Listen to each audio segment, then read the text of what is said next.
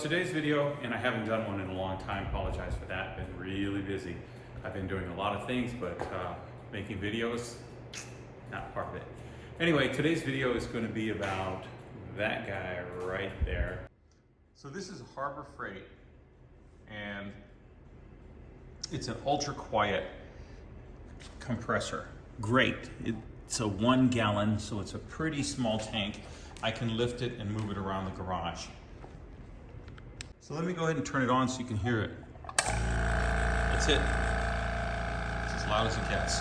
Now, the only issue that I'm having with this compressor is that it's just too small. And I'll show you what I mean by that. As many of you have seen my videos, you'll know that I bought a 4-post lift a little over a year ago, and I should do a follow-up to that, a review. But this is an Advantage lift, and it's a 4-post, so it's got these right here, these I forget what they call them, they're kind of ramps or whatever. Anyway, it's really a great lift. I love it. However, it needs that to make it 100% usable, and this is a rolling floor jack, or a rolling jack, and basically you can't work on suspension or tires unless you're able to lift the car up. And with this, I'm able to do it. One other little tip is these babies back there. So you'll see those. Those are aluminum jacks and jack stands. They're from Jegs, and I highly recommend them. There's no substitute for that. I don't know what my camera's doing. Great, great.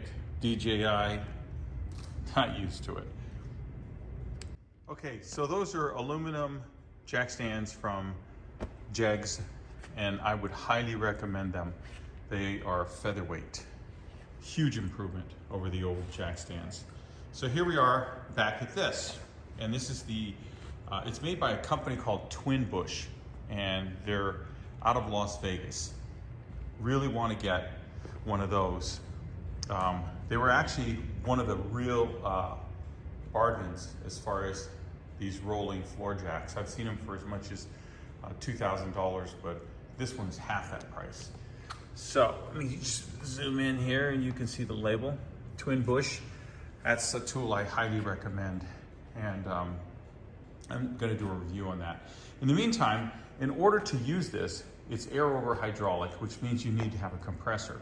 I still have not hooked my compressor up to my garage yet, so I've been getting away with this guy. This is a Harbor Freight. So now you can see that I've hooked up my rolling jack to the compressor. But here's the problem that I'm having.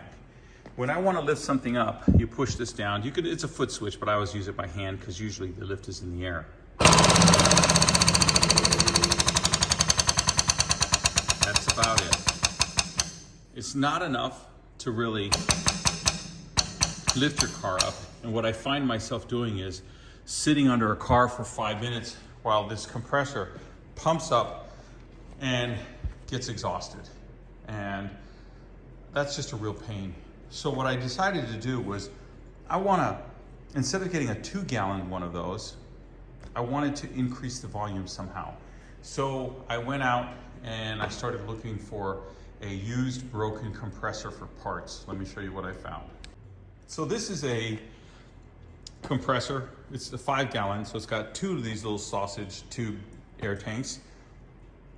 And it's made by a company called Eagle River, which I have never heard of. And I'm sure it's made in China, and everybody and their uncle slaps their name on it. So what I like about this compressor is it's got 2 ports.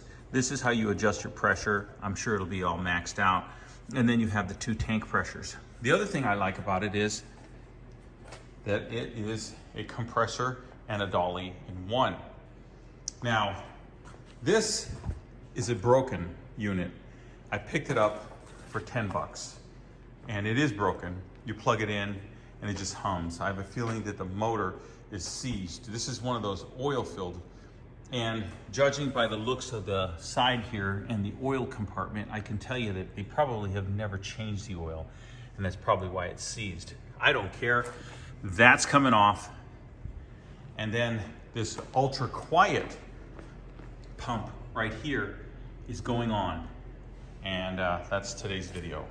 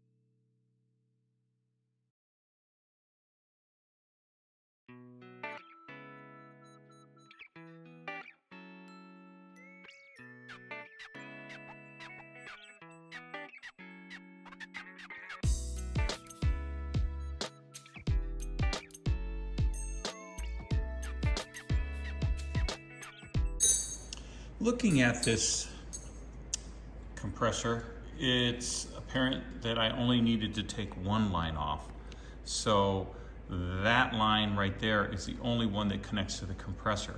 And this line over here, I'm going to tighten back up because this whole unit here is going to stay on the tanks.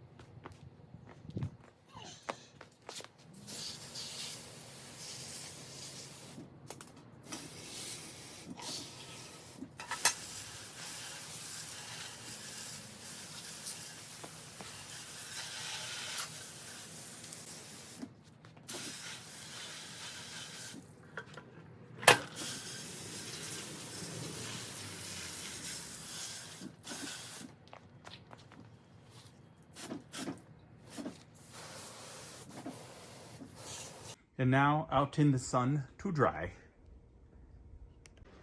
So here's the finished product.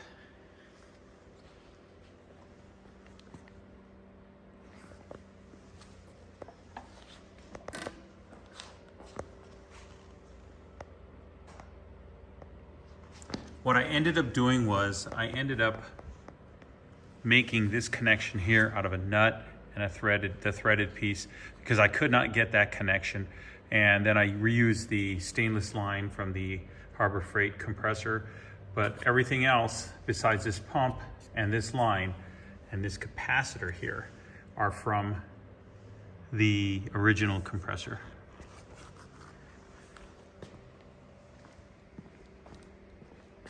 And there you have it, ultra quiet 5-gallon compressor.